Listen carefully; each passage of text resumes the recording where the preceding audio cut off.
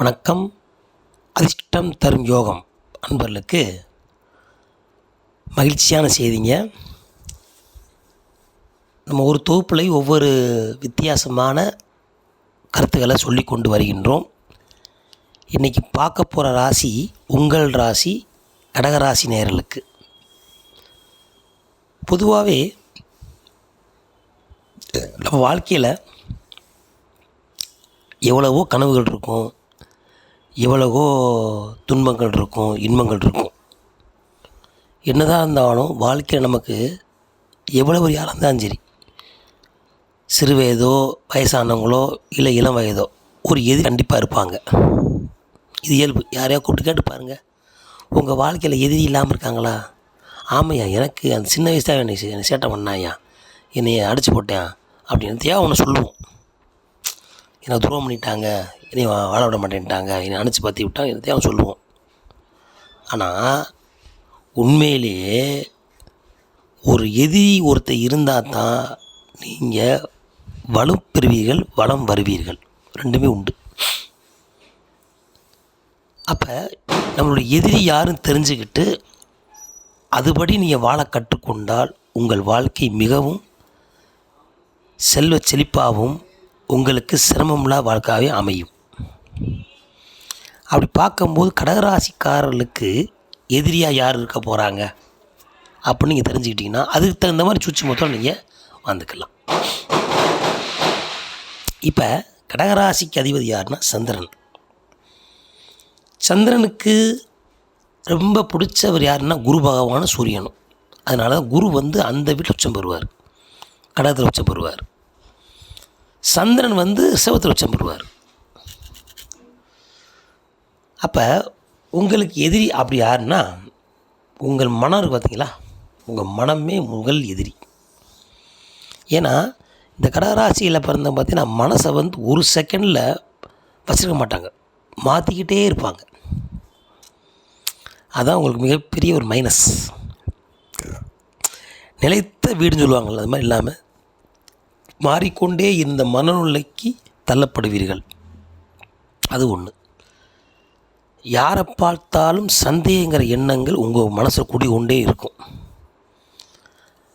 அப்படின்னா எப்படிங்க நிம்மதி வாழ முடியும்? யாரை பார்த்தாலும் சரி, இவங்க இப்படி இருந்திருப்பாங்களோ, அவங்க அப்படி இருந்திருப்பாங்களோ, அந்த எண்ணமே உங்களுக்கு எதிரியை நீங்கள் உருவாக்கிடுறீங்க. இப்போ எதிரி ஒரு ஜாதி இருக்குன்னு பார்த்தா எதிரி நீங்கள் உருவாக்கிடுறீங்க.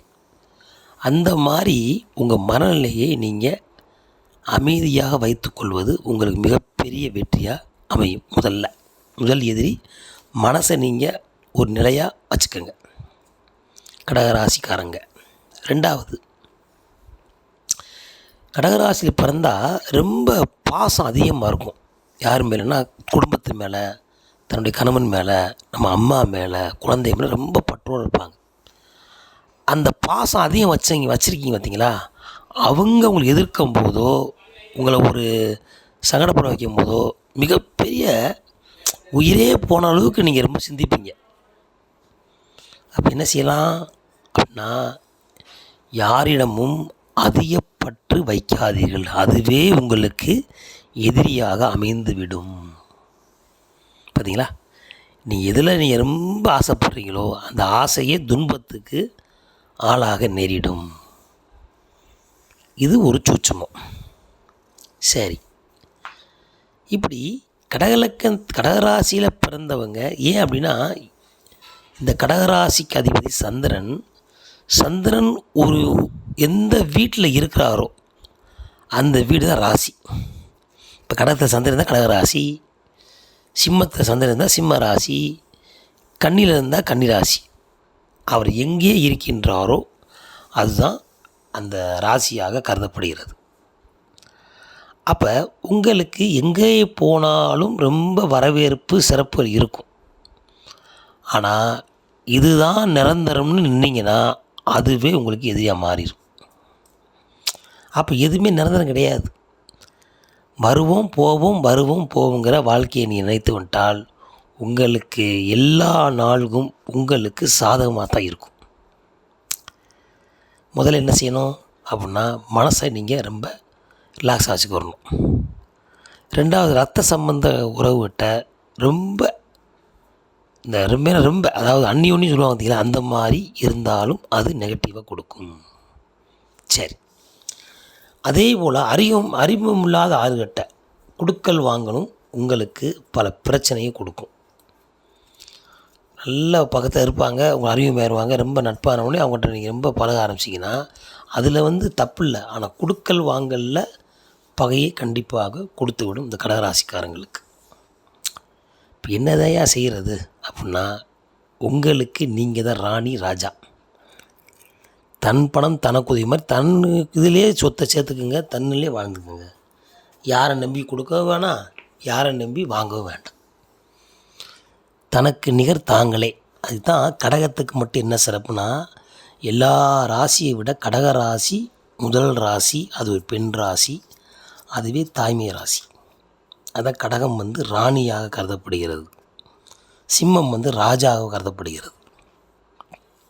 இப்படி சிறப்பு கொண்ட ராசி நீங்கள் அப்போ கடகராசிக்காரங்களை பொறுத்த வரைக்கும் எதுலேயுமே நீங்கள் நிதானத்தோடு இருந்து உங்களை நீங்கள் வலுப்படுத்தி விட்டால் உங்கள் எதிரி உங்களுக்கு சன்னாதி ஆயிடுவாங்க. நீங்கள் தான் பலமும் நீங்கள் தான், பலவீனமும் நீங்கள் தான். அதான் அவருக்கு 2 அமைப்பு இருக்குது. அமாவாசைன்னு 15 நாளைக்கு வளர்பிறை, பௌர்ணமியிலேருந்து அமாவாசைக்கும் தேய்பிறை. வளரும் தேய்தா. அப்போ நீங்கள் செய்யணும், நீங்கள் உங்கள் வளர்ச்சிக்கு நீங்கள் தான் காரணம், உங்களுடைய இகழ்ச்சிக்கும் நீங்களே காரணம். இதை நீங்கள் புரிஞ்சுக்கிட்டால் உங்கள் ராசியை பற்றி நீங்கள் முழுமையாக தெரிஞ்சுக்கலாம். ஏன் அப்படின்னா, இந்த ராசியில் தான் நட்சத்திர அதிபதி யார் பார்த்தீங்கன்னா, புனர்பூச நட்சத்திரமும் பூச நட்சத்திரமும் ஆயிலிய நட்சத்திரமும் இருக்கும். அப்போ யார் வராங்க பார்த்தீங்கன்னா, உங்கள் நட்சத்திரத்துக்கு குரு வந்துடுறாரு, அதுக்கப்புறம் சனி வந்துடுறாரு, அதுக்கப்புறம் புதன் வந்துடுறாரு. குரு சனி புதன் 3 பேருமே உங்கள் நட்சத்திரத்தில் உட்காந்துடுறாங்க. அப்படி இருக்கும்போது குரு உங்களுக்கு யோகாதிபதி தான். சனியும் புதனும் நீங்கள் விரும்புவீங்க, ஆனால் உங்களுக்கு வேணாம்பாங்க. பார்த்தீங்களா, குரு யோகாதிபதி உங்களுக்கு ஹெல்ப் பண்ணுவார், சனியும் புதனும் ஹெல்ப் பண்ண மாட்டாங்க. ஆனால் நீங்கள் வேணும்னு நினைப்பீங்க, உங்கள் பாச உணர்வு அப்படி இருக்கும். ஆகையினால் உங்களுடைய பாசத்தையும் நேசத்தையும் நீங்கள் பக்குவமாக வைத்து கொண்டால் உங்களுக்கு எதிரி என்னவென்றும் உங்களுக்கே புரிந்துவிடும். நம்ம இத்தனை நாள் ஏமாந்துட்டோம் ஐயா அப்படி சொல்லுவோம்ல, கடைசி வரைக்கும் ரொம்ப பற்றாக இருப்பாங்க, ஒரு காலத்தை படன்னு புரிஞ்சிருவாங்க, என்னன்னு தெரியாது. அப்படின்னா வாழ்க்கை நடந்திருக்கும் உங்களுக்கு. அப்போ இந்த ராசிக்காரனை பொறுத்த வரைக்கும் உங்களை நீங்கள் முதல்ல சொல்லுவாங்கள்ல, தான் வலுவாக இருக்கணும்யா. தான் வலுவாக இருந்தால் தான் மற்ற நம்ம வலுப்படுத்த முடியும். நான் கொஞ்சம் பொதுவாக சொல்லுவேன் எல்லார்ட்டையும், பெண்கள்கிட்ட போகிறேன், ஏம்மா நீங்கள் சமையல் பண்ணுறீங்களா, நீங்கள் சாப்பிட்டு தெம்பாக இருங்க, அப்புறம் எனக்கு பரிமாறுங்க. ஏன்யா, நான் நல்லா சமையல் பண்ணி அவர் சாப்பிட்டா தானையா எனக்கு சந்தோஷமாக இருக்க சொல்லுவாங்க. அது சரிதான் தாயே, அவர் சந்தோஷமாக இருக்கிறதுக்கு நீங்கள் சந்தோஷமாக தான் சந்தோஷமாக இருக்க முடியும். நீங்கள் உடம்புல தெம்பாக இருந்தால் தானே அடுத்து நல்லா ஒரு தோசை 2 சுட்டு தர முடியும். நீங்களே முதலே இந்த மாதிரி வேலை பார்த்து ஓஞ்சிட்டிங்கன்னா அவர் யார் பார்க்குறது, உங்களை யார் பார்க்குறது?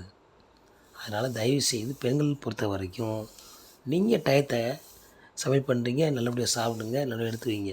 அதுக்கு அவங்க சாப்பிட்டு நீங்கள் வெயிட் பண்ணி அதனால் உடல் உபதை ஆகி அப்போ இதனால் 2 பேருக்கு பிரச்சனை உண்டாயிருது. உங்களுக்கும் பிரச்சனை, கணவனுக்கு பிரச்சனை. அப்போ யாரையும் மெயின்டைன் பண்ண முடியாது ஆயிரும். அப்போ ஒரு வேலையை செய்யும்போது முதல்ல பெண்கள் உங்களை நீங்கள் செம்மையாக பயன்படுத்தி கொள்ளுங்கள். பழமொழி சொல்லியிருக்காங்கல்ல, தனக்கு போதே தானம். ஏன் சொன்னாங்க அப்படின்னா, தான் நல்லா சாப்பிட்டு இருந்தால் தான் நம்ம 100 பேரை 1000 பேர் தானம் பண்ண முடியும். நம்ம இருக்கிறப்பறம் கொடுத்து உட்காந்தோம்னா அப்போ நமக்கு கொடுக்க தானம் போய் வெளியே கேட்கணும். அதனால் சொல்கிறேன், தனக்கு தானுங்கிறது அதுதான். தனக்கு தானுங்கிறது சொன்ன வார்த்தை என்னென்னா, மற்றவங்களுக்கு தானம் கொடுக்கறதுக்கு நீ 2 நாள் நல்லா வலுவாக இருக்கணும், ரொம்ப நாள் இருக்கணும், உடல் உபாதை இல்லாமல் இருக்கிறதுக்காக தான் சொன்னாங்க. அதில் சுயநலம் கிடையாது, அது பொதுநலம் தான். சில கருத்துக்களை சொல்லுவாங்க, உனக்கு என்னய்யா அப்படிம்பாங்க. ஆனால் ஒவ்வொரு கருத்துக்களையும் ஒரு மிகப்பெரிய ஆழமான ஒரு விஷயம் அதில் உள்ளே இருக்குது. அதனால் நம்ம சிந்தித்து செயல்படணும். நீங்கள் வாழ்க்கையில் ஒவ்வொரு அடியும் எடுத்து வைக்க உங்கள் மனமும் உங்களுடைய உள்ளமும் நீ இருக்க இடமும் மிக விரிசலாக இருந்து மன மகிழ்ச்சியாக நிறைந்த பௌர்ணமியாக நிறைஞ்ச மனசோட வாழ வேண்டும் என்று அதிர்ஷ்டம் தரும் யோகம் உங்களை வாழ்த்தி மகிழ்கிறது. மீண்டும் ஒரு தொகுப்பில் சந்திப்போம். நன்றி.